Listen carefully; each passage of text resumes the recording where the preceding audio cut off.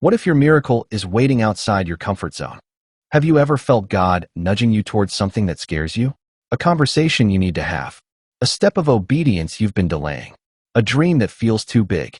A door that seems risky to walk through. Most of us love the idea of faith until faith requires movement. We like certainty. We like guarantees. We like knowing how everything will turn out before we take the first step. But that isn't how God usually works. One night, the disciples were in a boat during a storm when they saw Jesus walking on the water.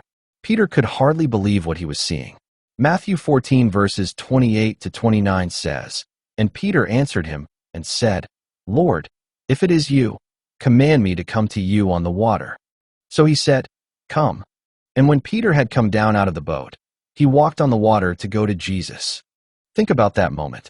Peter didn't walk on water while sitting safely in the boat. The miracle began when he stepped out. The storm was still there.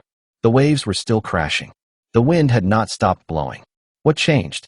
Peter chose to trust the voice of Jesus more than what he saw around him. That's what faith is. Faith is not the absence of fear.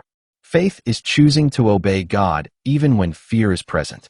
Many people spend years waiting until they feel completely ready before taking a step of faith. But if Peter had waited for the storm to end, he would never have experienced the miracle. God never promised a life without challenges. Isaiah 43 verse 2 says, "When you pass through the waters, I will be with you, and through the rivers, they shall not overflow you." Notice the promise. God doesn't say there will be no waters. He promises His presence in them. Maybe today you're standing at the edge of your own boat. You know God is calling you forward, but staying where you are feels safer. Yet the greatest miracles in Scripture happened when ordinary people trusted God enough to leave the familiar behind. For we walk by faith, not by sight.